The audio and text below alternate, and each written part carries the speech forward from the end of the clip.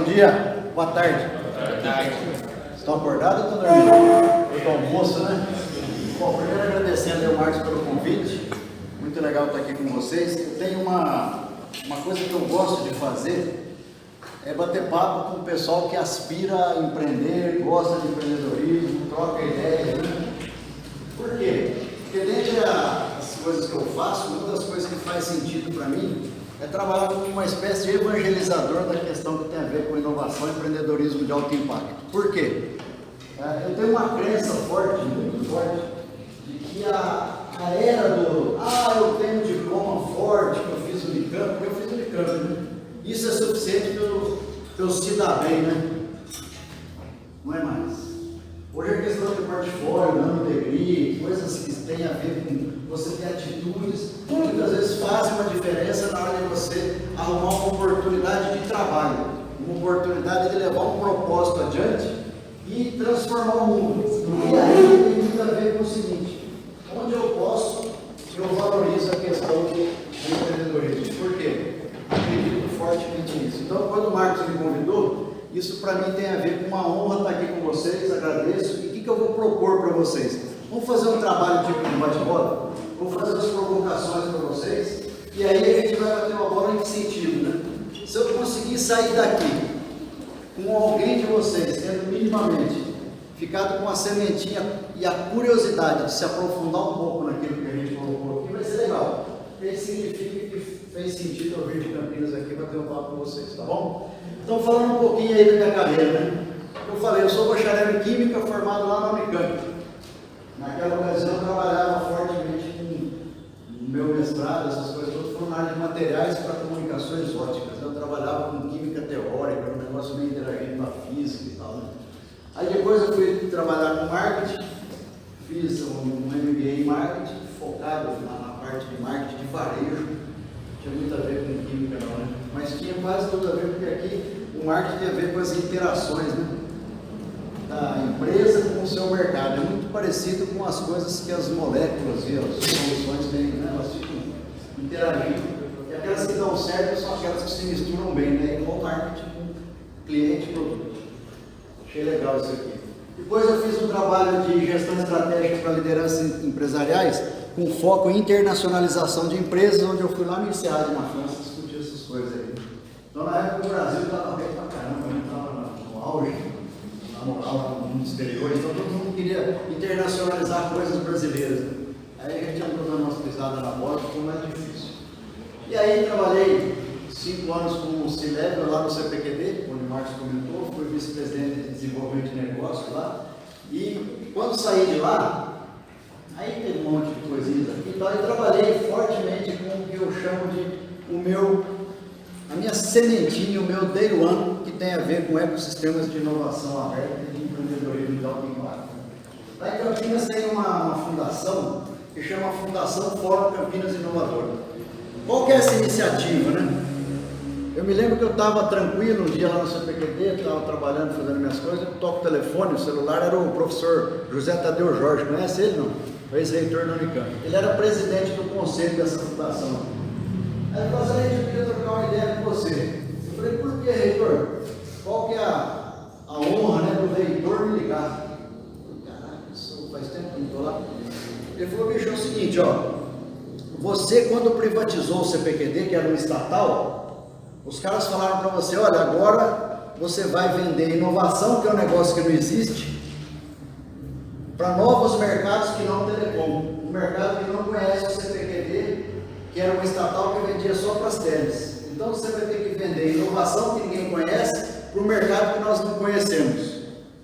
E aí, você foi fazer essa coisa de conectar algo que é praticamente intangível com um mundo tangível, que compra e que vende coisas e que faz negócio a partir da inovação.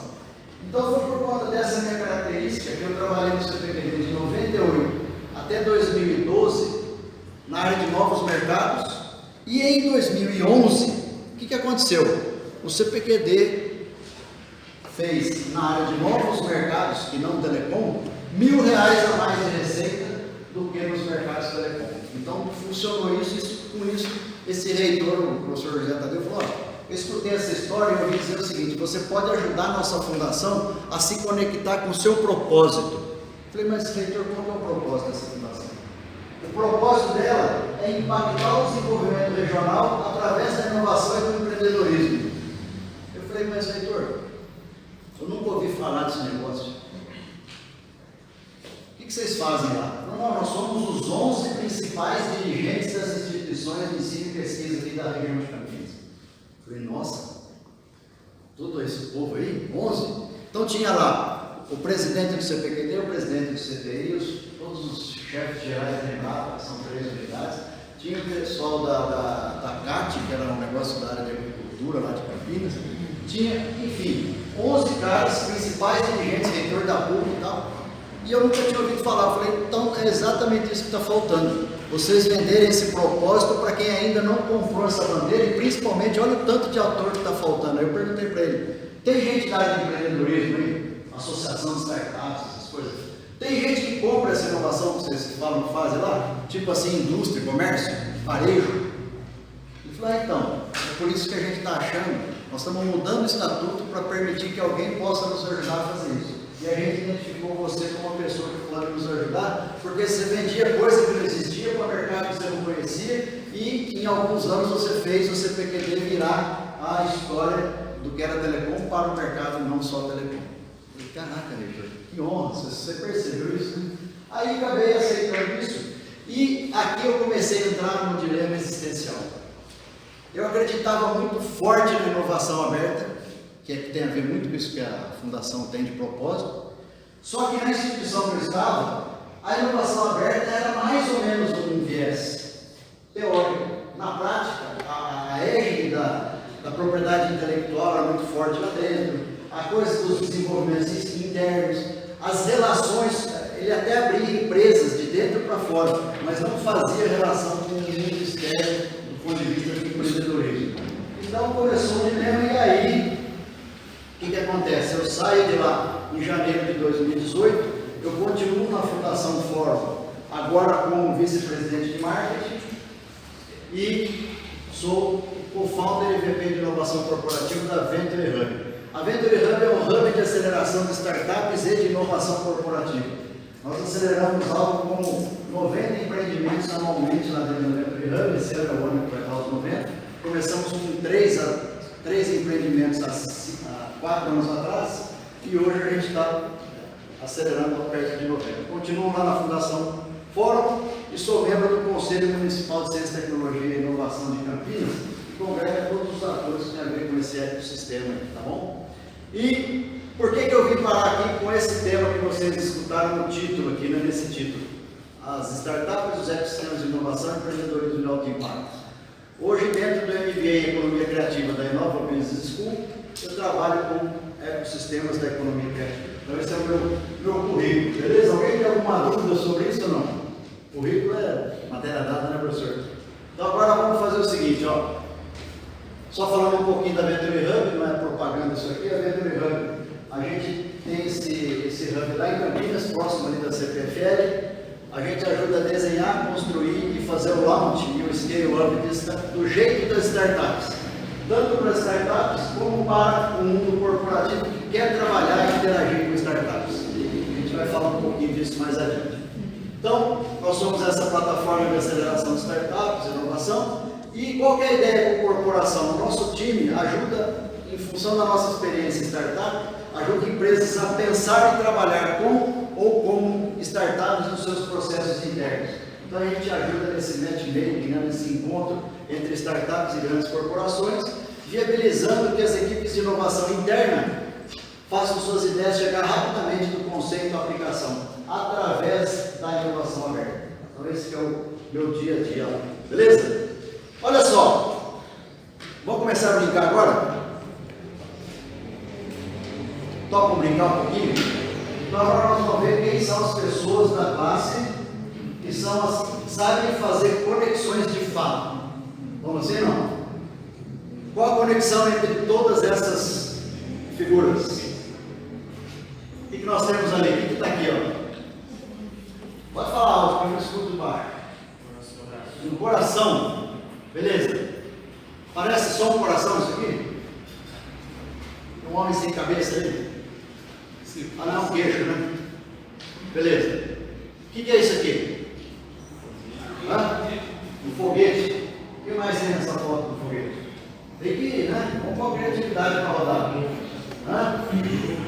Nuvens, né? Tem um negócio aqui tipo fogo, fumaça. Tem correlação dessa fumaça com essa figura aqui, não? Hã? Pode falar algo, que eu não estou de longe. Hã? Beleza? E essa aqui, ó? O que é esse aqui, ó? Qual a correlação desse aqui? O que é mesmo? Ah, escorpião, você sabe, é fácil, né? Rapidinho. Escorpião, qual que é a correlação do escorpião com o coração do foguete?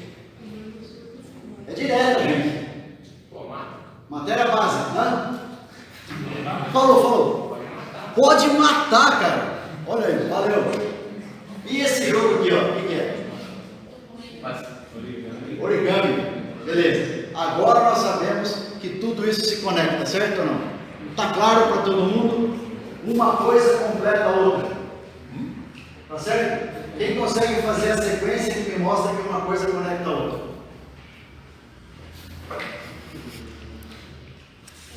Marcos, você é professor, cara. Não faz comigo não. As coisas estão conectadas. Não estão? Olha, eu vou falar uma palavra terrível agora. As pessoas comuns fazem a conexão que vocês não estão fazendo. Não é possível. Vamos passar mais um. Ó. Esse cara aqui foi o cara que fez essa conexão.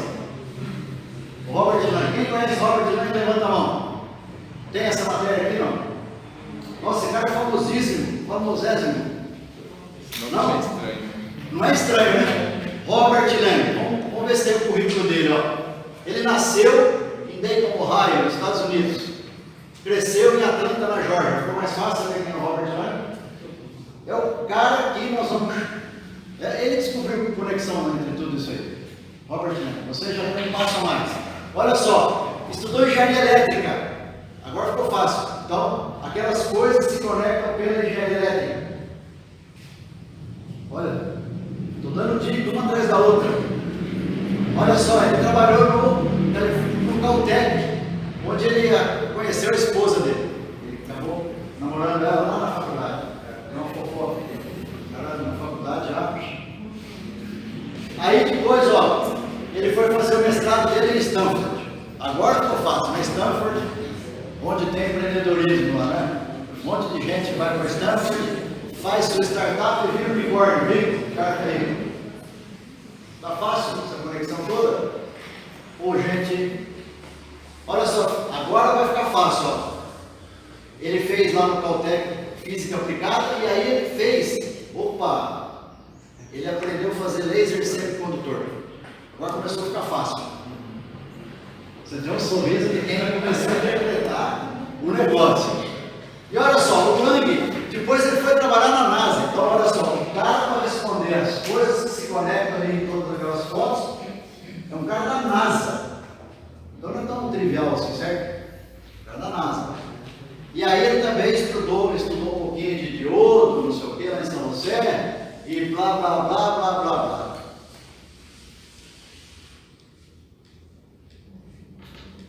Pessoal, agora que eu dei todas as dicas de quem é o cara que conseguiu conectar essas coisas, quem pode me ajudar? Poxa vida, começa a ficar difícil, né? Olha só, por conta da sua formação, o Robert Lang foi trabalhar na NASA. Então, começa a primeira conexão daquilo que a gente estava estudando ali. Ele foi trabalhar na NASA, mas ele tinha pessoalmente um desvio, que ele adorava o submundo japonês do origami competitivo. Ele adorava brincar de origami. E existe uma coisa que é muito legal, que é o seguinte: as crianças japonesas que gostam de origami, elas adoram competição de origami. E o Robert Lang, como era um cara que gostava de desafios, ele começou a a fazer origami e a participar de competições de origami. O que é origami? Quem sabe aqui? Levanta a mão. O que é origami? É a arte de dobrar papel e transformar em lixo. Exatamente. Qual que é a característica do origami? Quantas folhas de papel eles usam para fazer essa dobradura? Uma folha. Bom, agora começa. O cara é especialista em laser, né? E começa a interessar por origami. Começaram a fazer as conexões das coisas ou não? Não. Ainda não? É difícil, né? Quando eles souberam, as crianças não souberam que o Lang entrou na parada. Nossa, entrou um cara da NASA na brincadeira. Já é um tiozão, cara, né? E é da NASA. A criançada chorou. Aí olha só o que aconteceu. Só o fato dele ter entrado, os origami começaram a ficar mais enjoados do que antes da entrada dele. Porque ele era um cara que tinha um sonho. Quando ele começou a brincar com origami, aí eu vou fazer uma das conexões. Ele falou assim, cara, eu gosto tanto de origami, sou tão bom de origami, que eu vou fazer o escorpião negro. Por quê? Era o escorpião que os caras de origami diziam que era impossível fazer.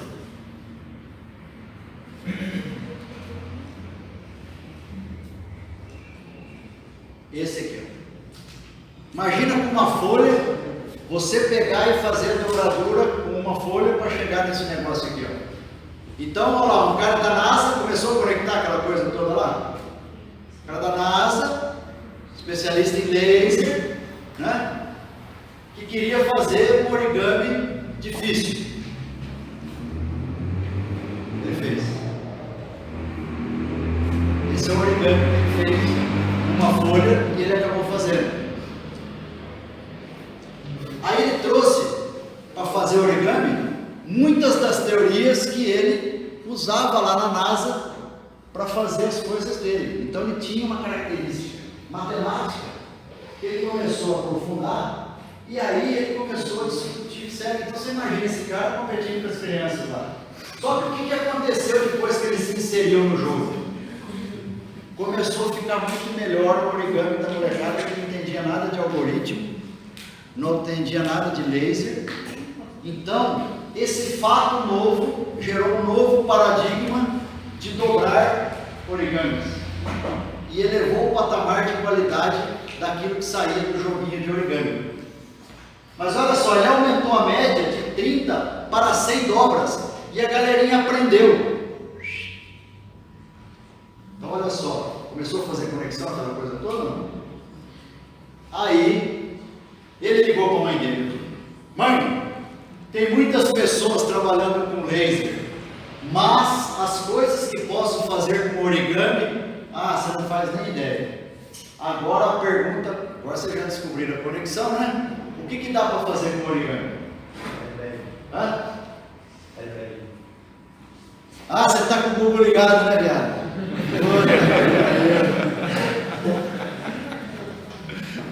Muito legal. Aí olha só, a NASA falou, cara, esse cara é fera. Eu preciso usar esse cara na NASA, porque ele está indo embora. Aí um dia a NASA foi lançar um telescópio. O que acontece? Vocês já olharam para a luz? O Sol? Já olhou para o Sol? Quem olhou para o Sol, levanta a mão. Olha só, legal. Quando você olha para o Sol, o que você tem que fazer para enxergar mais ou menos? Você põe a mão assim, você fecha o olho, né? Quando você põe a mão, você enxerga em volta. Você tira a mão, o Sol, né? Então, o que acontece? Imagina só um telescópio que quer filmar, quer tirar foto de estrela. O que vem? Vem a luz da estrela, fica ruim a foto. Agora, se eu fizer um negocinho assim com a mão, então a NASA fala, eu preciso fazer um negócio que fica na frente do negócio, tira aquela claridade e a foto do telescópio fica boa. Qual que era o problema? Dobrar essa porra para subir dentro do negócio da casa. Chama o Lang o origami dele, coube dentro do foguete que subiu, ocupando um espacinho pequeno. Quase acertou, hein? E o coração? Lembra do coração? O Lang foi contratado pela indústria de stent. Sabe o que é stent? Jovem sabe o que é stent? Ou só velho que nem eu assim? Stent é aquele negocinho que põe na veia do coração para alargar quando tem já gordura, antes do infarto, ou quem já está fazendo infarto. Então, olha só, o Lang foi contratado para fazer o que? Desenvolver como dobrar o negocinho que vai fazer dentro do stent. Olha que interessante, começou a aparecer coisa para usar o origami do cara. Coisa de doido, né? Então ele fez, ó, o protótipo baseado em origami e depois alguém fez a telinha que você expande quando chega no coração do cara. Interessante, né? Ah, agora chegou o nosso amigo. Qual é o seu nome mesmo? Luciano. Luciano. A indústria automobilística contratou o Lang. Fechou. A gente tem que dobrar um negócio aqui para proteger as pessoas, né? Então vamos fazer. Então ele fez o airbag, olha só. Pegou, fez o desenho, a dobradura e tal, e hoje dobra o airbag, põe lá dentro, só explode quando tromba, né? Aí esse cara começou a trabalhar com outra coisa. Existe hoje uma questão que é você substituir partes do DNA, né? Então é uma coisa aí genética, maluco. Ele também ajudou o pessoal do DNA a ver como é que eu troco alguns pedacinhos do DNA para fazer reparação genética. Já ouviu falar disso ou não? Dizem que já existe carne que vai durar 150 anos por causa dessas tais reparações genéticas. Olha só, vamos falar de inovação agora. Quase toda inovação acontece através de realização de conexões entre áreas que outras pessoas ainda não perceberam. Quem aqui tinha uma mínima noção do fim dessa história aqui, levanta a mão. Difícil, né? A maioria, gente, das pessoas não vai achar o caminho. Por quê? Olha só. Quando eu nasci, eu fui educado de um jeito, eu li os livros, eu fui em umas escolas, eu fiz uns exercícios, fiz algumas amizades. Então o meu repertório, o que cabe na minha cabeça, tem a ver com as coisas que eu passei e experimentei, né? Agora, no caso que nós acabamos de ver aqui, vocês perceberam quantas conexões tiveram que ser feitas para chegar na conclusão? Aqui nós estamos começando a falar de uma coisa que tem tudo a ver com os ecossistemas da economia criativa. As conexões são feitas por pessoas que não necessariamente têm o mesmo repertório. As soluções para as coisas que estão aí muito à vista de umas pessoas podem não estar à vista de outras, que, sem envolvidas no problema, vão dar ideias fantásticas. Então, gente, esse primeiro bate-papo nosso aqui, ó, vamos fazer as reflexões. Vocês já tiveram alguma experiência parecida assim? Pô, eu não tinha pensado nisso. Já teve? Estava tendo uma ideia para resolver um problema pessoal, familiar, um problema de escola. Falou com alguém, o cara falou uma palavra, uma frase, um pedacinho, e você teve o insight que faltava? Já experimentaram isso ou não? O que isso traz de aprendizado para a gente? Nossa! Que a gente não nasce sabendo tudo. Fala alto, fala A alto. gente não sabe tudo e... Isso é um fato. A gente não sabe tudo. E às vezes a gente tem perto da gente alguém que pode simplesmente, através de um insight ou de uma sugestão, conectar com coisas que a gente fala, pô, eu não tinha pensado nisso. Quem que tinha a convicção de que o origami poderia servir para alguma coisa naquele momento? Só o Lang. Nem a NASA, nem o fabricante de stent, nem o fabricante de telescópio, nem, né? De repente um cara começou com um papo de conectar com algo inusitado. Por que eu estou colocando tudo isso aí? As turmas aqui são de que área mais ou menos? TI e Telecom. TI e Telecom. Maravilha.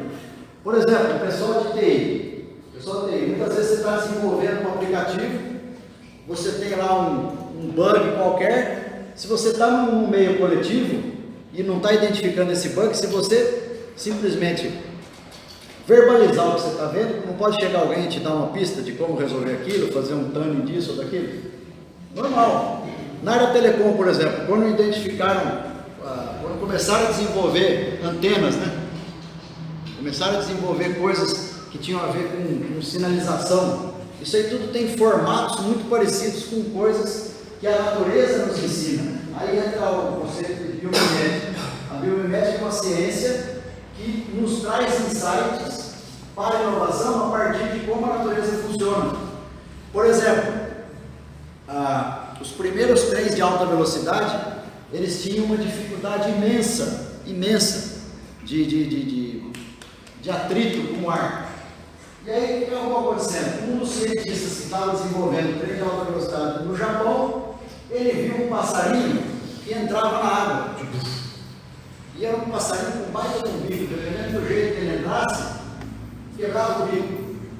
E aí ele parou e ficou prestando atenção naquilo que a natureza estava ensinando a ele. E foi aí que ficaram conhecidos os primeiros trens de alta velocidade, que vai baixando assim à frente da máquina, né? O primeiro vagão dele. Por quê? Houve uma observação da natureza e um insight. Não necessariamente foi um algoritmo ou uma coisa que acabou desenvolvendo. Então, isso tudo aqui, gente, por que eu jogo a reflexão, né? A gente começa a entender a importância de duas coisas que a gente trabalha quando a gente fala de empreendedorismo de alto impacto: ambientes de colaboração, troca de ideias, esbarrar com pessoas, o sociólogo falar com o engenheiro, com o físico, com o químico, o historiador dar o seu palpite. Olha só que interessante essas coisas, né? O jurista ser impactado por posições de terceiros e assim por diante. Agora vamos contar um pouquinho, falando de carreira aqui, né? Olha, agora vamos falar de carreira. Interessante isso. Até agora, eu falei assim, a importância de colaborar, a importância de esbarrar com pessoas. Agora olha só que interessante, nas empresas de hoje, nas empresas de atualmente, são empresas que têm pessoas com carreiras totalmente diferentes. A grande maioria delas são pessoas mais jovens, que cresceram numa outra forma de aprendizado, uma outra forma de cultura de coletivo, muitas vezes mais individualistas que a sociedade anterior. E aí eu vou contar para vocês a minha história. Olha só, em 84, lá no CPQD, eu me lembro que naquela época o RH da empresa dava um kit para a pessoa. Ó, você chegou aqui, vinha numa caixinha, esses 4 itens aqui, ó. Quem sabe o que é esse item aqui? É um furador de papel. Ele fura 2 buraquinhos, né? Para que serve os 2 buraquinhos? Para arquivar uma pasta, né? Passa o negocinho, então guarda na pasta.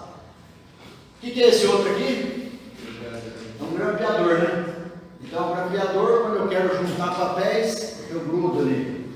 E esse aqui, ó, esse aqui é novo. Pouca gente conhece. É uma borracha que tem 2 cores. Lápis e caneta. Lápis e caneta. Lápis e caneta. Só que a caneta nunca funcionava, furava o papel, né? Mas alguém um dia teve um insight que era importante. Então esse aqui furava o papel, grampeava o papel, apagava coisas em cima do papel. E esse aqui o que é? Não, esse vocês sabem. Errado. É o precursor do post-it. Porque não tinha post-it naquele tempo, mas tinha papel. E quando você queria grudar algum recado, você pegava um pedacinho disso ou fechava um negócio. Então isso aqui era o kit de entrada. O paradigma da época era papel. Gente, tinha o funcionário mais fundamental do departamento. Esse cara era o cara do malote. Você é do tempo do cara do malote? Cheguei a ter. O cara do malote era o seguinte: onde eu trabalhava tinha 10 ou 12 prédios. Às 10 horas, pontualmente, passava um cara lá para pegar o seu papel, seu relatório, seu recado, seja lá for, e levar no outro prédio. Se não pegasse aquela hora, só de tarde ou no dia seguinte. Ou você tinha que pegar e sair a pé e levá-lo. Então olha só, existia um cara que era pago, não era salário básico, ele ganhava até um pouquinho, dava importância, relevância do cargo, era o cara do malote. Aí começa a evoluir, né? Começa a pôr em risco a profissão do cara do malote. Quem sabe o que é isso aqui? Itautec Isso é 7.000. Usei na Unicamp. Chama um que usou. O negócio era um cartucho. Não era nem no tempo do disquete isso aí, certo ou não? Cara, Itautec 7.000. O meu departamento ganhou um desse, ficava numa sala. Era um só que veio. Ficava numa sala e você poderia usá-lo para manipular um texto através de um editel, precursor do Word. Então você chegava lá, punha o seu nome numa lista e podia usar por 1 hora essa maravilha da natureza, que era o precursor do computador pessoal. Certo? O que é esse aqui? O que é isso aqui, gente? É o primeiro item de perigo para a profissão do cara do malote. Isso aqui se chama telex. Você escreve aqui e sai lá, pela linha telefônica. Cara, isso foi uma revolução. O cara do malote ele não tinha percebido que ia acabar a profissão dele. Por quê? Porque num prédio podia mandar para outro, mas esse negócio era tão preciso, você tinha que usar a rede da Embratel naquela época. Era via Embratel esse negócio. Era um serviço específico da Embratel, você não comprava da Telefônica, da Vivo, né? Na época chamava Telesp, tinha que comprar da Embratel esse serviço. E tinha poder de documento. Então, por exemplo, a ordem de compra, a aprovação de compra, não sei o que, saía desse negócio aqui. Então, quando era entre cidades, aí o custo dele era razoavelmente barato comparativo a outras técnicas. Ainda se mantinha o cara do papel vivo aqui, do cara do malote. Porque não justificava você pôr uma máquina dessa em cada prédio. Isso aqui é o precursor do fax. O fax veio logo na sequência. Então, peraí, ó. 84.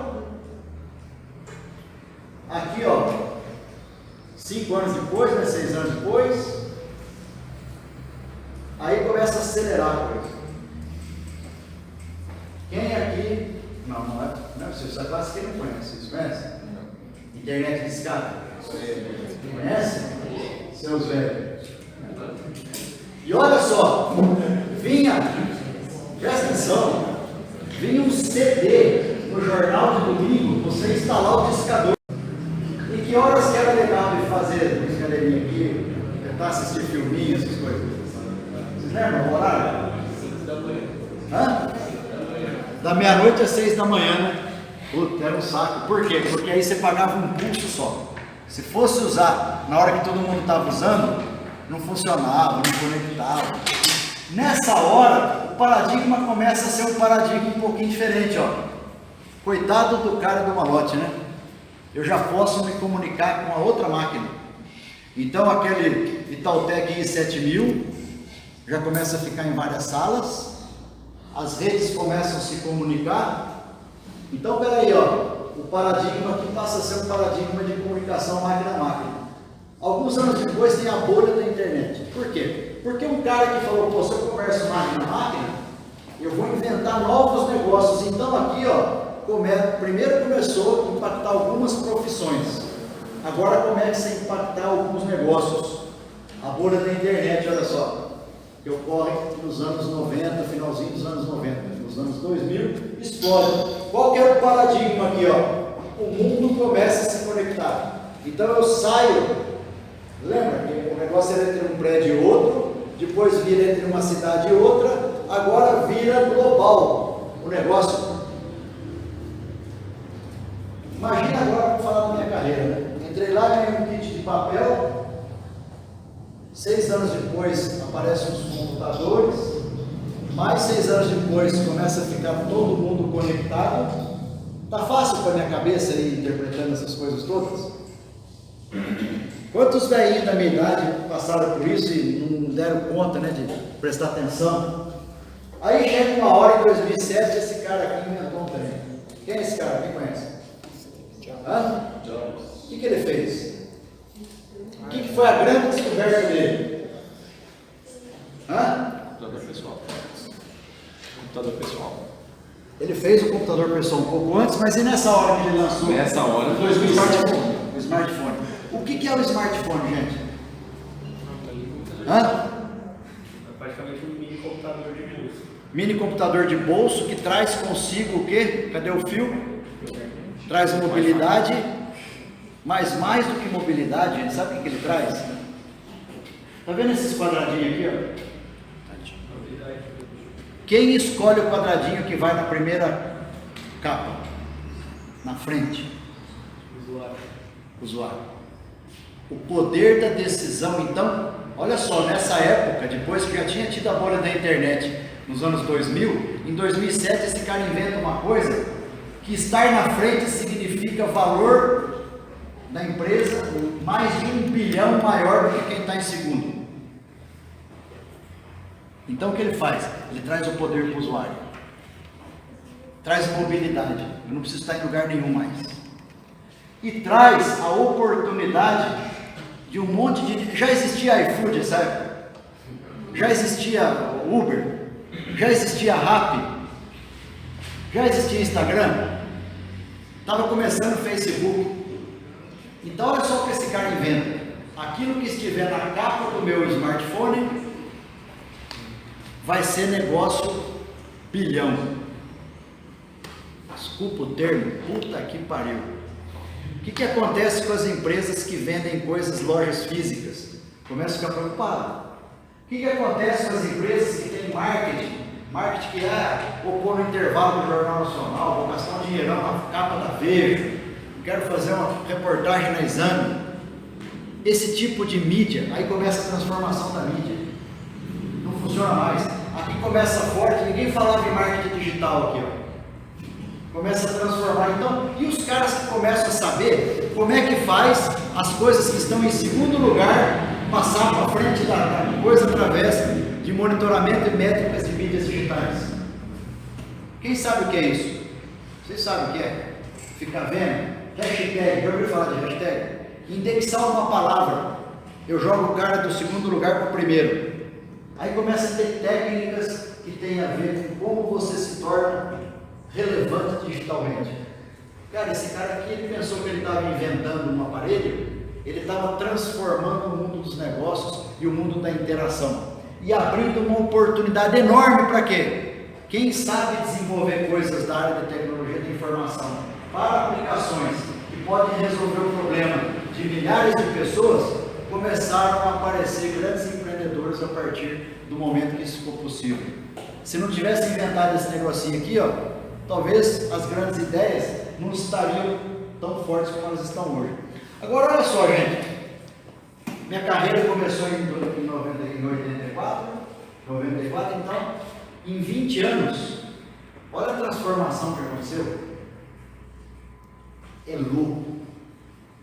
Cara, eu tenho contemporâneo meu deprimido, porque esse trem muda muito rápido. O cara se sente, né? Mas e agora? Como é que eu acompanho isso? É louco. Na minha empresa, onde eu trabalho, olha só, começa o conflito da gestão de recursos humanos nas empresas. É louco, porque tem cara que é do meu tempo, tem cara que é do novo. Olha só, na minha empresa, a gente tem o quê? A gente tem 4 gerações, a minha e mais 3. Como é que conversa essas 4 gerações? Cada um leu livros diferentes, filmes diferentes, músicas diferentes, esportes diferentes, crenças, tribos, lida com o digital de maneira diferente. Então é fácil fazer gestão de recursos humanos hoje? Aí entra, olha só, parece que não, hein? Dá para fazer conexão disso com o negócio ou não? Quem aqui já trabalhou com gamification? O pessoal de RH agora está trabalhando com game pra caramba. Por quê? Porque essa geração mais nova gosta muito de game. Será que eu posso incentivá-la através de games? Então, por exemplo, o que você vê hoje? Você vê muito aquelas coisas de pesquisa de clima, não sei o que, tudo através de aplicativo. Hoje você tem tudo moldado para outra forma de trabalhar. Então, o que acaba acontecendo? Ó, essa galera lá na nossa empresa trabalha no modelo de inovação aberta, por default. Então, colaboração passa a ser uma coisa importantíssima. Então, você imagina, esse povo todo conversando sobre coisas, quando você trabalha com as metodologias ágeis, que são as metodologias das startups, vocês ouviram falar disso ou não? Metodologias ágeis?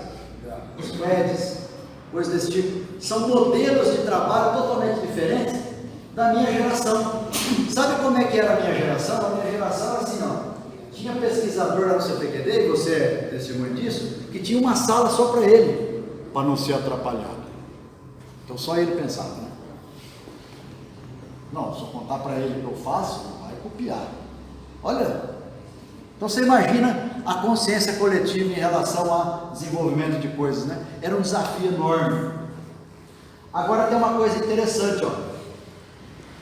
Nenhuma das 3 gerações que trabalham comigo passou por tantas transformações em tão pouco tempo.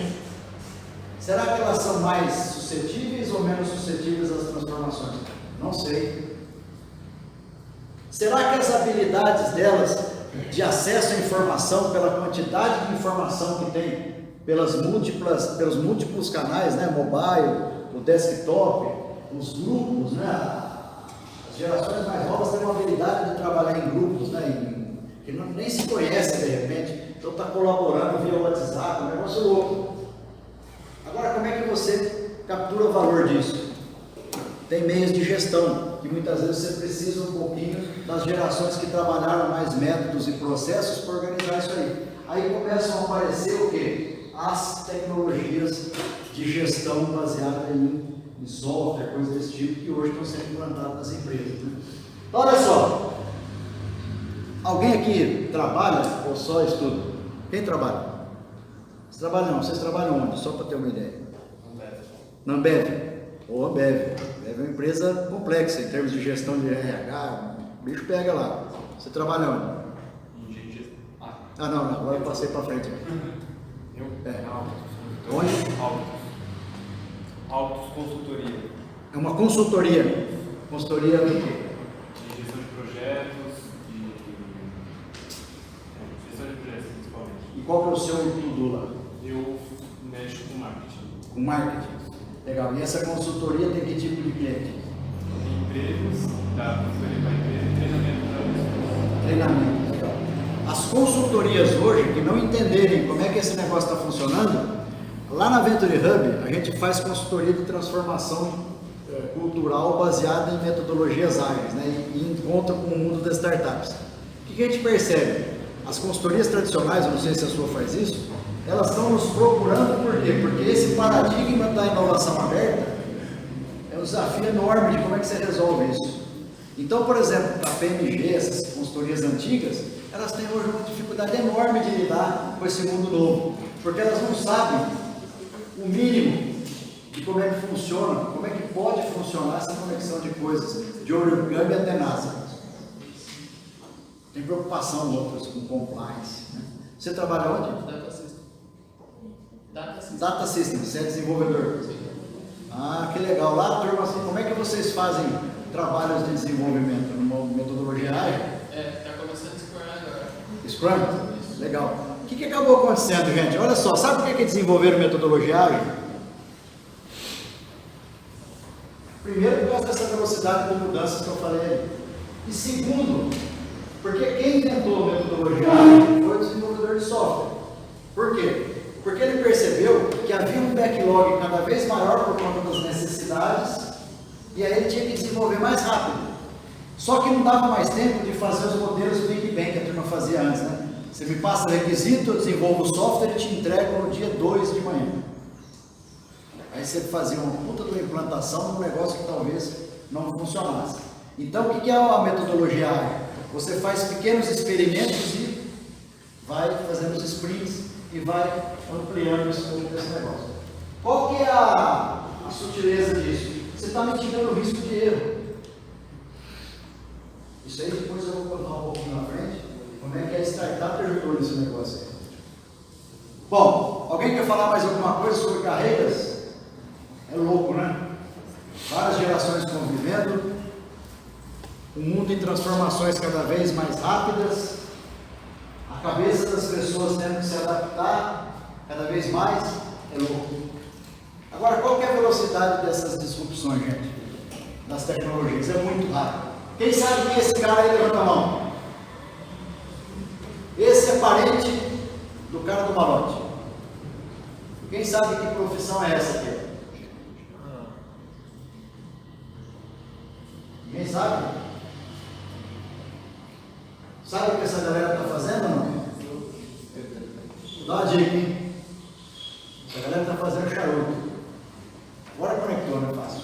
Ela faz charuto, tem um carinha que fica ali no rebudinho. Inspetor? Hã? Inspetor? Gerente? Tá no jornal dele? Tá quase na pista. Esse cara é o precursor do podcast.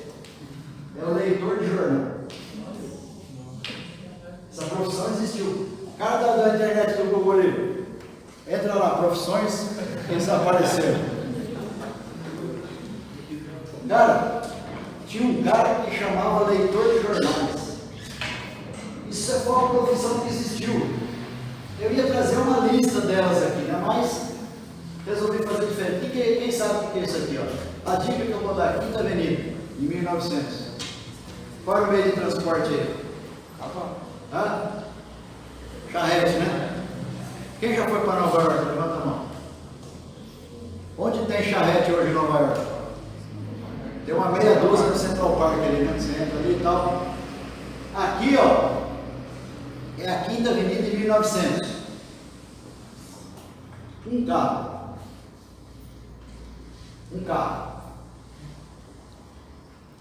A Quinta Avenida, em 1913, 13 anos depois, já tinha aqui, um ano antes, em 12, ficou igual, quantidade de carro e de charrete. Por que eu estou colocando isso? Olha só, mesmo nos tempos mais para trás, imagina o cara que começou a fazer planejamento estratégico da sua empresa, nessa época, 10 anos antes. Que tipo de solução ele poderia estar dando para a mobilidade urbana? Pontos de coleta de cocô de cavalo, né? Oficina de conserto de charretes, colocador de ferradura em cavalos, coisas desse tipo. Só que aqui, ó, 10 anos depois, isso demorou 10 anos. 10 anos é uma eternidade. Né? Então, gente, antes de entrar no táxi, o que aconteceu? Vou falar de uma startup brasileira, que é o iFood, né? Quem compra aqui, tem iFood forte aqui em Ribeira?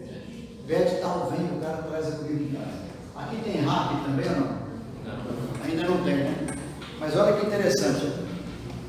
O iFood entrega o quê? Comida. O que a Rappi inventou? Entrega o quê? Hã?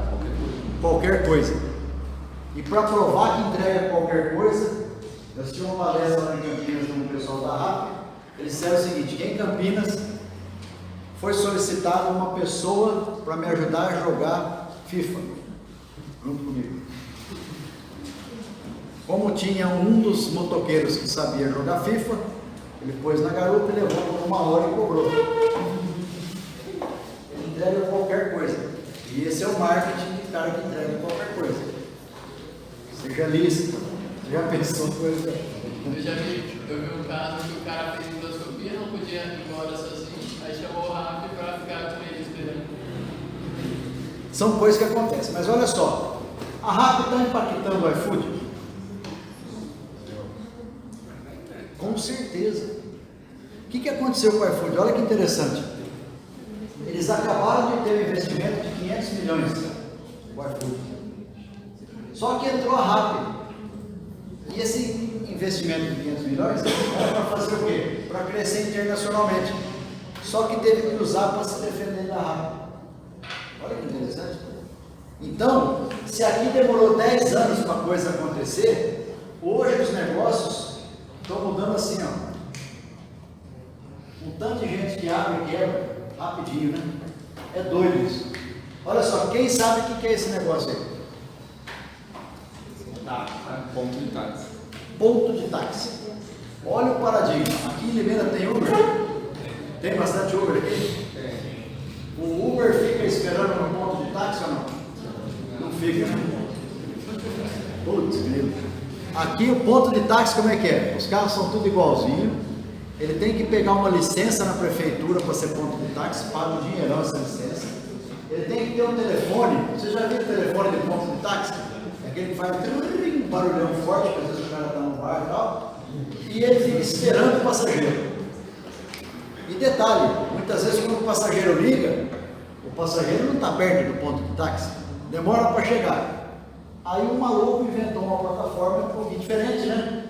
Que é o Uber, que aí você está com o carro sempre andando e ele chama sempre quem está perto, e o cara que faz a corrida, né, que presta o serviço, é dono do carro, paga o seguro, paga a manutenção, põe a gasolina e ainda o Uber fica com 25% a 30% do que ele recebe.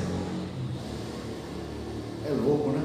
Um cara inventou um novo modelo de negócio com uma coisa que já era tradicional. A coisa que eu mais me divertia 4, 5 anos atrás era quando eu entrava num táxi convencional e falava: e aí, cara, e o Uber?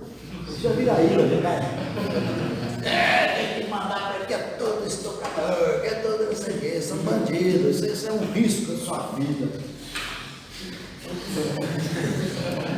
Se ferrar. Vários táxis hoje são Uber e vai para fora. Mas olha só, tem que desenvolver coisas, certo? Então vamos ver se funciona a nossa tática de agora. Ah, não é essa aí. Eu pulei o filme antes. Olha só. O Uber inventou hoje alguns milhares, milhões de caras que têm uma oportunidade de trabalho por causa de uma plataforma digital. São os motoristas de Uber. Só que a Uber sabe que ela está rachando 25% com algumas pessoas. E ela viu uma tendência correndo em paralelo. Qual que é essa tendência? Os carros autônomos. Então a Uber já está estudando carros sem motorista. Vai ficar com os 25% do motorista também. A hora que der certo esse negócio. Só que tem uma galera que falou o seguinte, ó, a mobilidade urbana do mundo, ela está mudando de patamar. Pode ser que ela seja através de dispositivos voadores. E aí ela fez uma joint venture com a Embraer e está desenvolvendo o Uber voador. É mole. Essas coisas. Então você já imaginou, olha só, lembra que eu falei que há 4 anos atrás os motoristas de táxi estavam tudo bravos? Agora, o que está acontecendo? O motorista do Uber está começando a ficar preocupado porque vai ter um carro que não vai ter motorista de Uber. Não vai ter motorista. Menos de 4 anos. Olha só, esse filme é legal. Nada como ter dinheiro de pesquisa e desenvolvimento, né? Acho que não coisou a coisa, né? Mas tudo bem, eu vou narrando. A Goodyear. A sua caixa, o seu som tá ligado? Porque a caixa tá ligada. Eu estou achando que tinha que ser naquele fone de ouvido, mas tudo bem, eu vou narrando. A Goodyear era uma empresa de pneus, então ela tem milhões e milhões de dólares para investir em pesquisa e desenvolvimento. Aí ela fez um projeto de mobilidade urbana, porque ela sabe que a transformação é constante, né? E aí ela tem que fazer uma série de coisas para as pessoas se moverem. Então ela falou, pô, eu vou contribuir com o desenvolvimento nessa área, com novas tecnologias chegando e tal. Então eu vou fazer o quê? Eu vou fazer algo que seja uma jornada fácil e eficiente de fazer transporte. Então ela começou a desenvolver um modelo onde você tem um carrinho, que esse aí não é ela que vai desenvolver, é alguém que vai desenvolver, e o carro voador, tipo aquele que eu mostrei do Uber com a Embraer, que ela vai ficar esperando na casa dela, e esse trem vai chegar lá. Olha só, isso tudo aqui é o transporte do futuro, né? Então eles estão inventando um veículo voador. E qual que é o grande ativo que a Goodyear está fornecendo para eles positivo? As rodinhas. Olha só. Então, é um veículo autônomo, foi desenhado por alguém. E olha só que beleza, ó. A Goodyear fornece as rodinhas, que é o aero, né?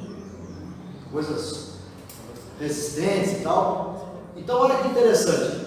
Ela inventou esse negócio aqui, ó, que é uma coisa que viabiliza uma espécie de drone para transporte de pessoas, né?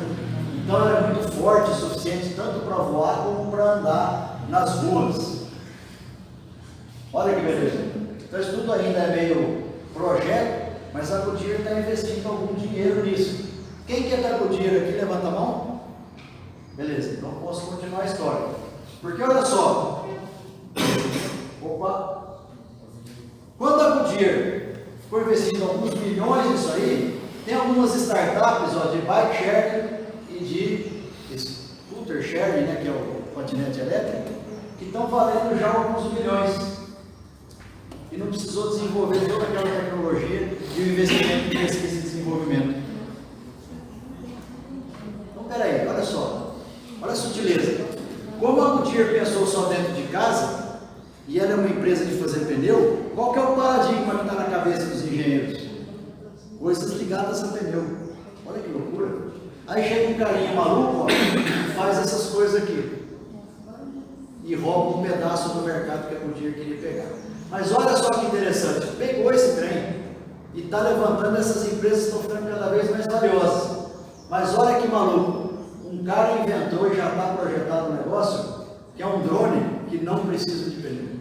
E faz a mesma função que aquele drone de pneu que a Goodyear estava desenvolvendo.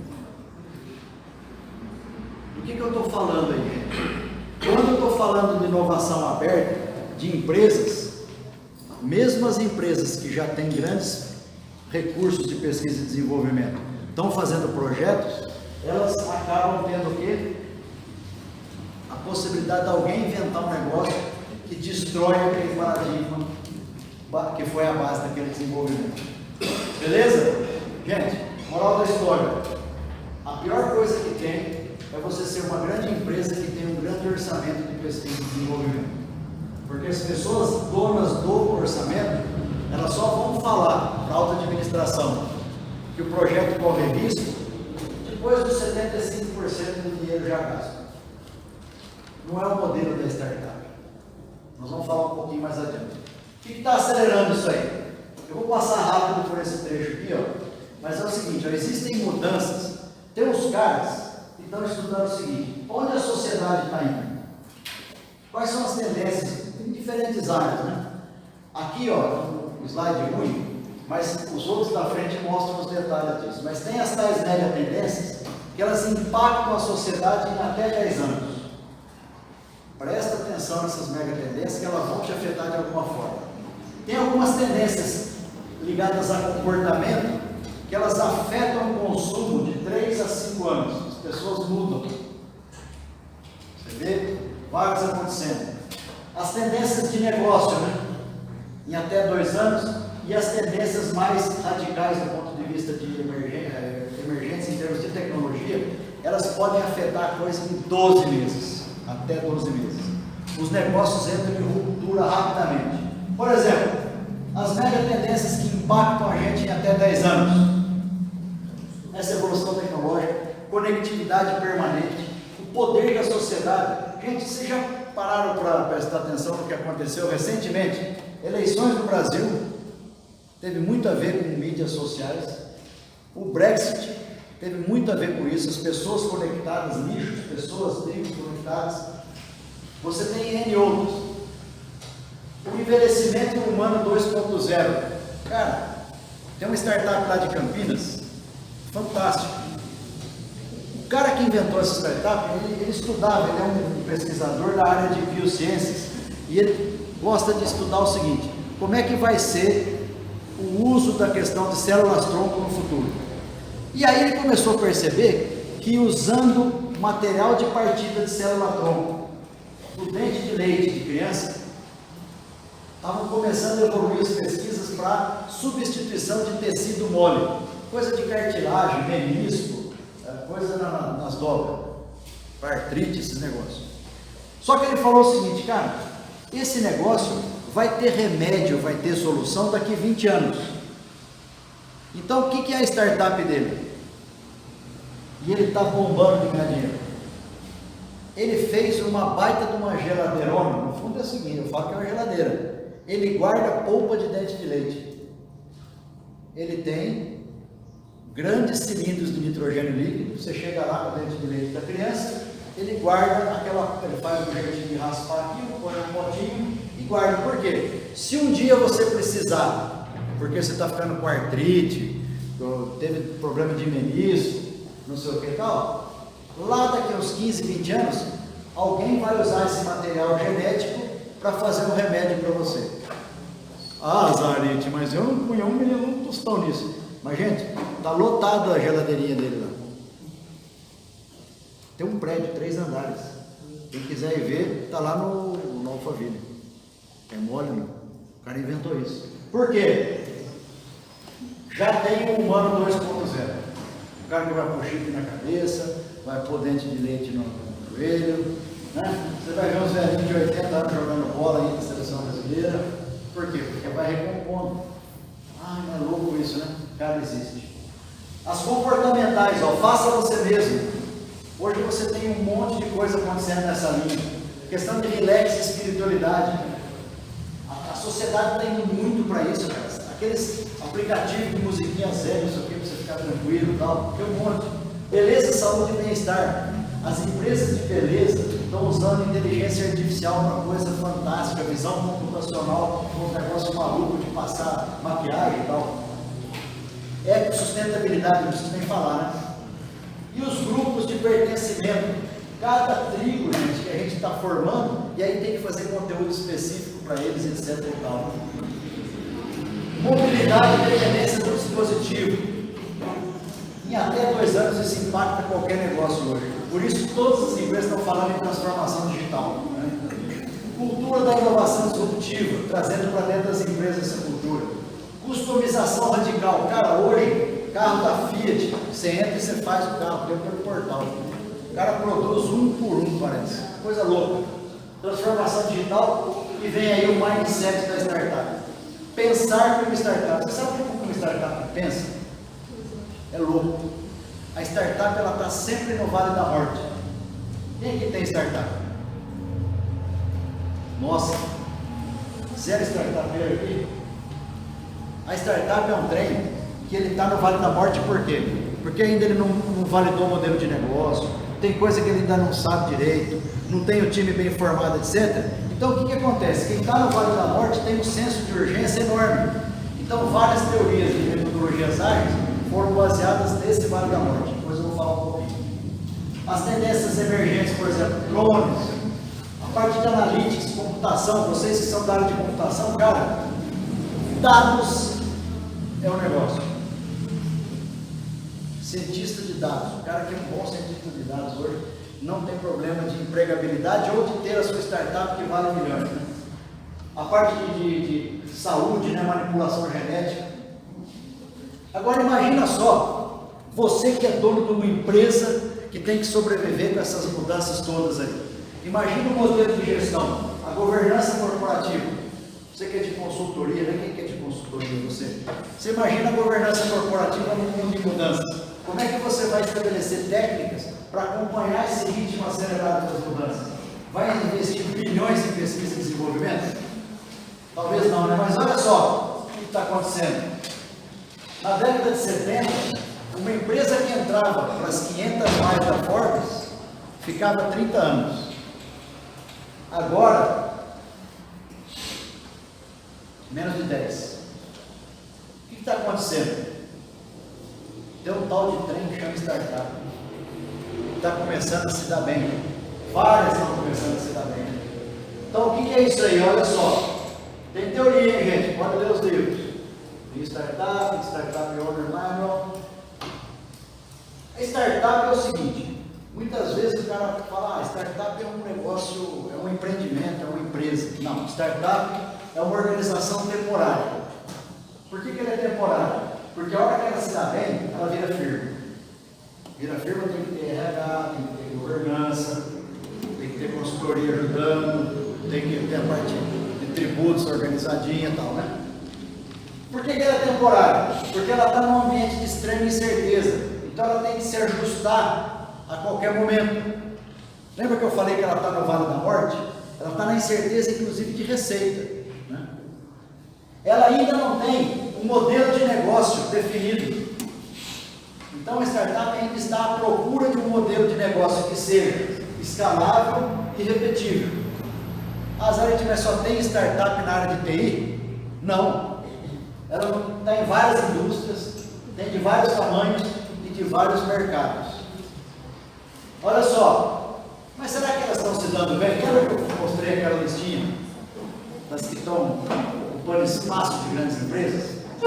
Aqui, ó, unicórnios são empresas que valem mais de $1 bilhão. Isso é um unicórnio. Aqui, ó, estamos falando do tempo, e aqui é 2018, ano passado. Ano anterior, 66 novos unicórnios apareceram no mundo. 66. Vale mais de $1 bilhão. Quais são esses, né? Nubank, conhece aqui no Brasil, né? Tem lá fora também Uber, não sei o que, esses aí são unicórnios. Então, até maio de 2018, a gente tinha 11. Quantas vocês acham que fechou 2018? 80. Hã? 80. 80? Mais de 118. Cara, o que significa isso? Quem está capturando a onda e surfando na hora certa, está criando bons unicórnios. Sabe quem foi o terceiro país maior em criação de unicórnio em 2018?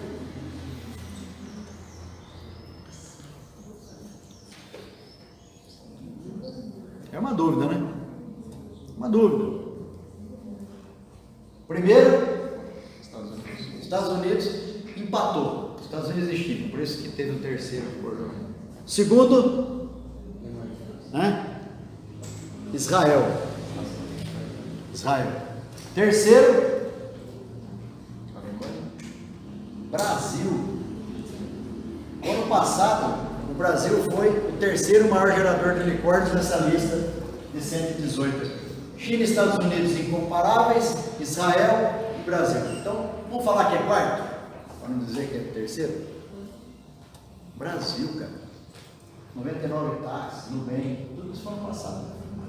O investimento chinês, iFood, Movile, Play Kids, conhece esses nomes?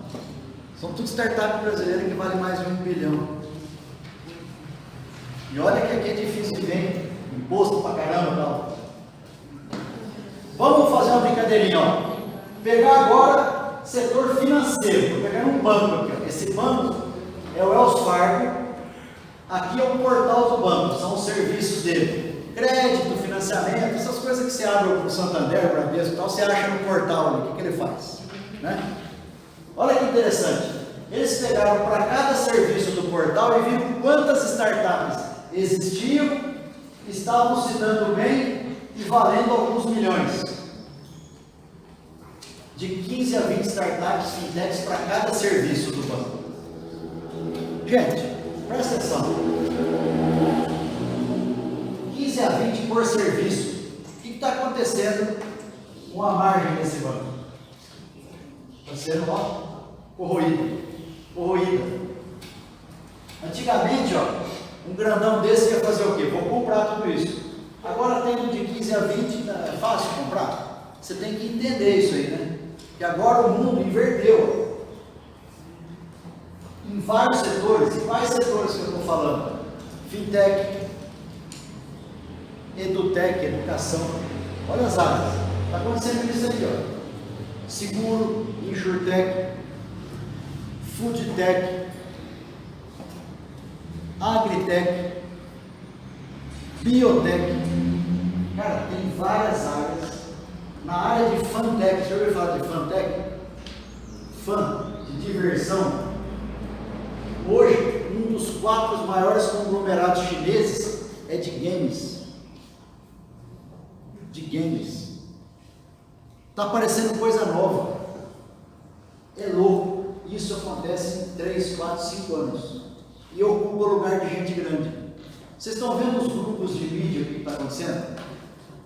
Vocês viram o que está acontecendo com a Globo? Vocês perceberam nos últimos 15 dias o que está acontecendo com a Globo? A Globo está virando uma operadora de podcast. Por quê? Ela estava perdendo tanto espaço para os blogueiros que ela falou, caraca, o conteúdo está saindo da minha mão. Olha como muda. E a Globo é uma poderosa, que podia ter pensado nisso há mais tempo. A concorrência do passado mudou totalmente. Antes, como é que se fazia? Ford, GM, grandes recursos de pesquisa e desenvolvimento, grandes recursos de marketing. Hoje funciona isso? Não funciona mais. Se você pegar toda essa grana e investir em programas de Open Innovation, atraindo esse monte de startup para perto de você, sabendo que ela está no Vale da Morte e ela morrerá daqui 2 meses, você dá um braço para ela, vira parceiro. Olha só, você saber fazer isso é que é o desafio hoje. Será que essa concorrência do passado ainda é suficiente? Absolutamente não. Absolutamente não. Agora, como é que a gente acompanha o ritmo acelerado dessa inovação? É fácil ou não? Fácil ou difícil? Assim estão os executivos da minha geração que não entenderam como a coisa está acontecendo. Eles estão cheios de dúvida, eles estão tendo que estudar pra caramba, porque as teorias mudaram. Aqui vocês talvez não tenham acompanhado esses livros, mas vocês já ouviram falar do Michael Porter? O rei do planejamento estratégico, né? Esse cara inventou a estratégia, ele inventou o texto clássico, o que é estratégia. Uma pessoa ousou dizer o que é estratégia. Hoje existe, faz sentido um pouco do que ele falou, mas as teorias novas, todas têm a ver com modelos Lean, todas têm a ver com o modelo do jeito da startup lidar. Porque o que a startup acabou inventando, gente? Como ela é um trem que está num ambiente de incerteza, ainda não definiu o modelo de negócio, etc. e tal, ela aprendeu a fazer o quê? Pequenos experimentos baratos. O modelo Agile nada mais é do que você fazer pequenos experimentos de baixo risco e mais baratos. Então, todas essas teorias aqui, ó, tem muito executivo que não leu, não sabe, e sabe por que as empresas estão falhando, várias delas falhando grave hoje? Porque elas fazem muito bem a teoria de antigamente, que significa planejamento estratégico de 2, 3 anos, enquanto não acaba o negócio, não ajusta. Startup pivota semanalmente, se necessário. Pivotar é mudar de rumo. Então, mudou tanto de teoria que tem que ler. Como é que você faz isso? Você tem que se aproximar de startups e aprender metodologias ágeis. E olha só, passa por aí um conceito fortíssimo de transformação cultural, que é muito difícil dentro da cabeça da grande maioria dos executivos. E por isso que grandes corporações estão saindo fora do mercado, as empresas de mídia estão apanhando pra caramba, as empresas de transporte, de mobilidade urbana. Você vê, ó, a indústria do táxi, ela acabou em 10 anos, do jeito que ela era no tradicionalmente, está se reinventando, né? A indústria da mobilidade urbana, do ponto de vista de fazer carros, você vê hoje GM, Fiat, esses caras, estão apavorados porque eles vendiam carro em profusão, em quantidade. Hoje eu vou dar um exemplo. Quem aqui tem carro? Quem aqui já optou por não ter carro? Eu fiz uma opção, não tenho carro. Por que eu vou ter carro? Cara, é louco. Vou fazer a conta. Vou fazer a conta com vocês. São bons de matemática, não? Olha só. Eu tinha um carro. O meu carro custava 110 mil, um novo. A cada ano que passava, só a desvalorização dele, que eu teria que provisionar para comprar outro, 15 mil. Então perde 15 mil por ano, só de desvalorização. O seguro desse carro é quanto? 4. 15 mais 4, 19. O IPVA mais 4? 5. 19 mais 5, 24. Combustível. Milão por mês? 500 por mês? Mais 6 mil. Então estava em quanto? 20 e... Tá 30 agora. Deu 30? Beleza. Vamos parar por aqui a conta? Eu tenho 30 pau por ano para andar de Uber. É louco, hein? Aí que eu fiz. Minha mulher não queria ficar assim. Ela ainda não passou por essa depuração. Aí eu dei uma terminadinha no carro dela, agora eu preciso pegar uma carona com ela. Mas, gente, lembra que eu falei das mudanças, dos paradigmas? Então, hoje, algumas pessoas têm carro, várias pessoas têm carro. Mas será que daqui a 15 anos todas as pessoas irão querer ter carro? Não sei. É louco. Mais coisas. Quem aqui quer ter um sonho, tem o sonho de querer ter a casa na praia? A minha geração, que eu tinha de colega que queria comprar casa na praia, hoje com o Airbnb, não sei o que, você não tem mais essa de querer ter o bem imóvel. Então está mudando um monte de coisa, né? Então por que isso aí, ó? Se o teu negócio está sendo afetado por isso, você tem que ter agilidade para mudar. E aí como é que você faz? Ou você entende como é que o mundo das startups funciona, cria uma que resolve dentro do seu negócio, fazendo uso de metodologias ágeis, né? E aí como é que as empresas fazem isso? Elas podem fazer para trabalhar cultura e governança, então elas se aproximam de startups, usam metodologias ágeis, né? Ela pode criar, acelerar, contratar, investir, adquirir startup. Não tem receita do bolo, ela pode fazer qualquer uma dessas coisas. E como que são os processos novos, né? Screening é assim, ó, dados os seus desafios de negócio, quais as startups do mundo que podem resolver o seu problema, ou quais as novas tecnologias que vale a pena você investir para transformar o seu negócio de acordo com uma certa tendência, né?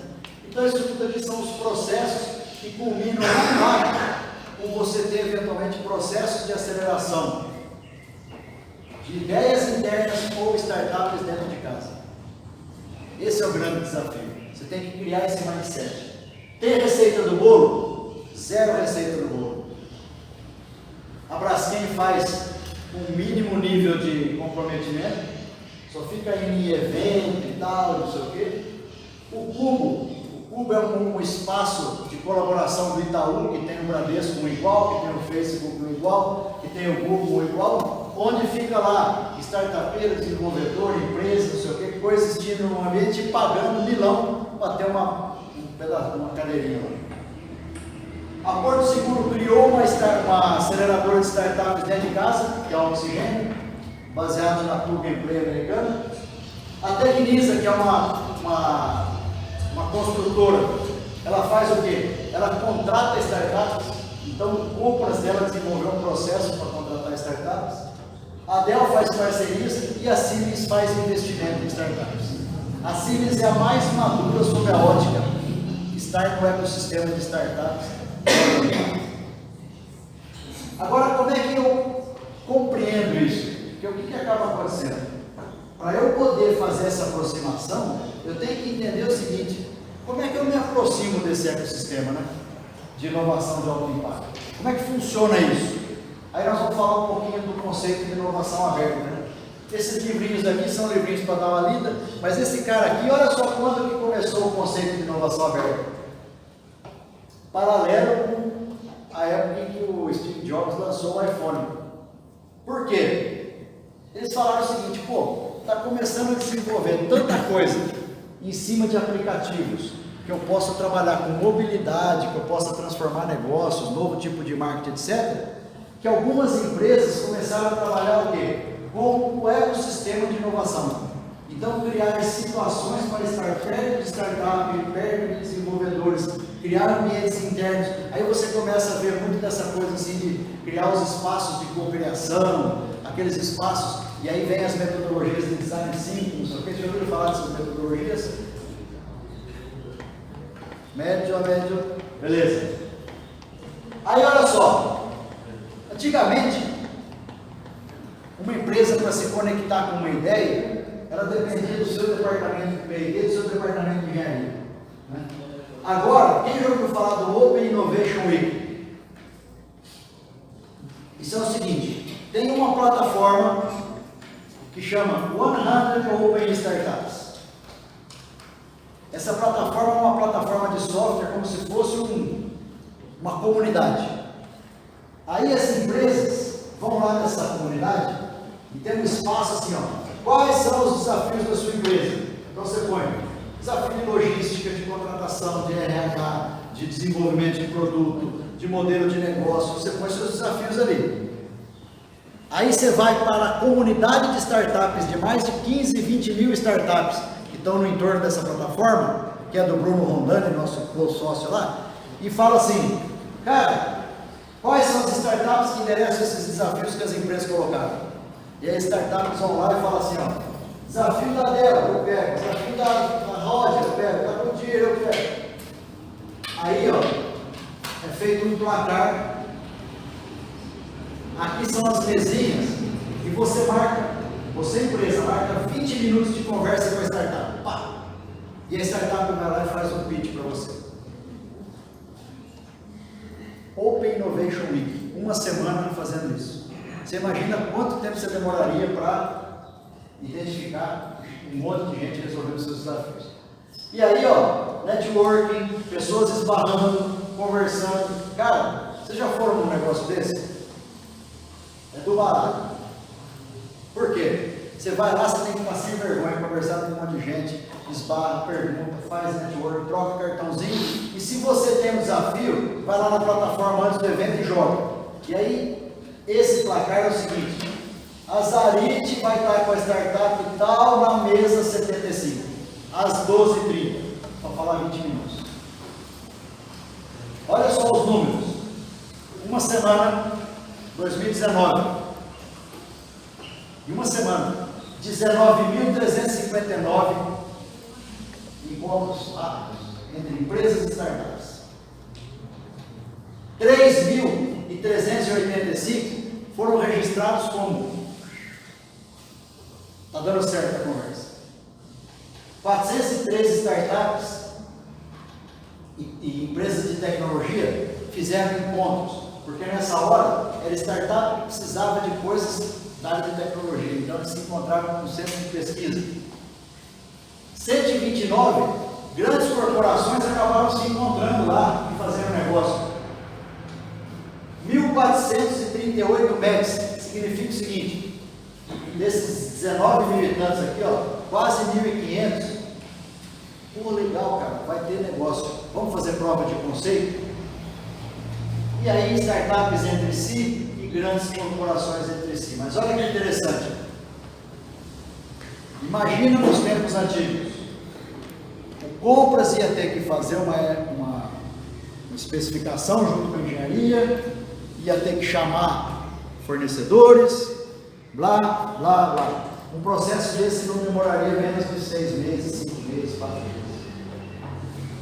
E aqui em uma semana você já está endereçando. Qual que é a virtude disso? Grandes corporações tendo acesso à tecnologia e modelos de negócio muito rapidamente, startups tendo acesso a grandes corporações que lhe dão musculatura e lhe dão visibilidade de mercado, e a oportunidade do quê? De você fazer com agilidade acesso à tecnologia e modelo de negócio. Olha só, mas será que isso está funcionando no mundo? Cara, difícil. Mas imagine o desafio de você pegar uma região ou um país nesse ambiente de transformação. Tem muita coisa. O Brasil, por exemplo, está anos-luz de estar no ideal, mas é um dos países que está mais se movimentando nessa direção. Porque, olha, não é fácil fazer negócio no nosso país, né? É difícil. Está sempre tendo mudança, muito tributo, é muita regra. Você abrir uma empresa, dependendo da cidade, demora, sei lá, 2 meses. Né? Então é complicado. Mas olha só, alguns bons exemplos. Cara, Israel. 7, 8 milhões de habitantes. Chove direto lá, não? Uma seca do caramba. Tem problema de guerra lá, não? Homem bomba circulando para tudo quanto é supermercado. A tese é a seguinte: não é para dar certo nada lá, né?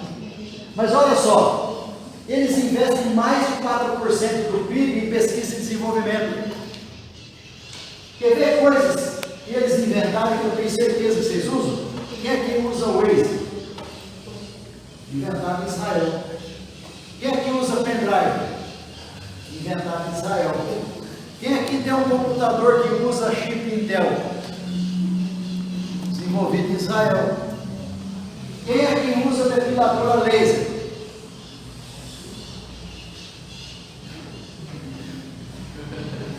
Mesmo os que usam, quem fala?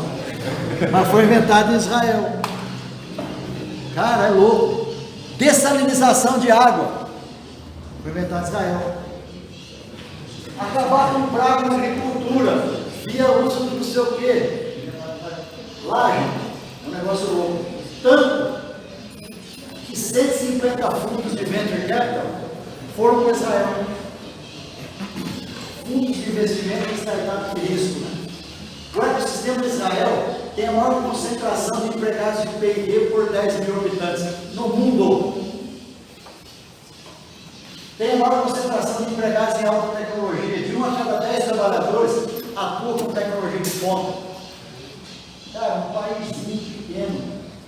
E olha só que interessante. Aqui, ó, é o Technion. O Technion é um celeiro de prêmio Nobel. E lá dentro tem uma escola de empreendedorismo. E outra coisa, Israel já é o segundo país em geração de startups que estão listadas na Nasdaq, a bolsa de tecnologia americana. Cara, é louco esse país. O que eles fizeram lá? Apostaram forte em pesquisa e desenvolvimento, apostaram forte na possibilidade do erro. Há uma cultura lá em Israel que diz o seguinte: cara, você é startupeiro, tentou, errou, beleza, aprendeu, faz outra. Lá em Israel é aberta uma nova startup a cada 4 horas e meia. Por quê? Não é porque. É porque quebra, faz de novo. É louco. E a China? Cara, a China tomou uma decisão estratégica. Ela tomou uma decisão estratégica que diz o seguinte: nós seremos a maior potência em empreendedorismo de alto impacto, com ênfase em inteligência artificial do planeta até 2020. Sabe o que aconteceu? Isso aqui era o planejamento deles. Chegou o ano passado isso, 2 anos antes. Já são. Eles têm um plano nacional de 2016 a 2020. O que eles fizeram? Eles separaram por regiões da China e disseram: China, nós vamos ser bons nessa região em hardware, nessa em software, nessa no agro, e lá o governo manda. O agora vai fazer. Doido. Outra coisa, ó. Desde 2013 eles estão dando muita importância à inovação e fornecendo apoio, encorajando a inovação em massa e encorajando as startups. Startup é um trem de risco, dá para quebrar. Então o que o governo da China fez? Se você é investidor, para cada dólar que você puser, eu ponho 1. O que eles fizeram com o livro de risco lá? Dividido por 2. Se você põe 1, eu ponho 1, o risco pode ser enorme, mas eu estou cortando ele a metade. Então está assim de fundo indo para a China. É um negócio louco. Gente, era mais ou menos isso que eu tinha para apresentar para vocês. Tem alguma dúvida, pergunta? Gostaram, não gostaram? Professor, era isso? Bom, obrigado. Alguém quer fazer alguma pergunta aí? Fica à vontade. Nossa, você é muito tímida, viu? Ou entenderam tudo ou não entenderam nada. O pessoal é muito tímido. Pessoal, então era isso. Eu queria agradecer a oportunidade. Vocês têm meus dados aqui, ó, WhatsApp, LinkedIn e e-mail. Se quiser fazer pergunta.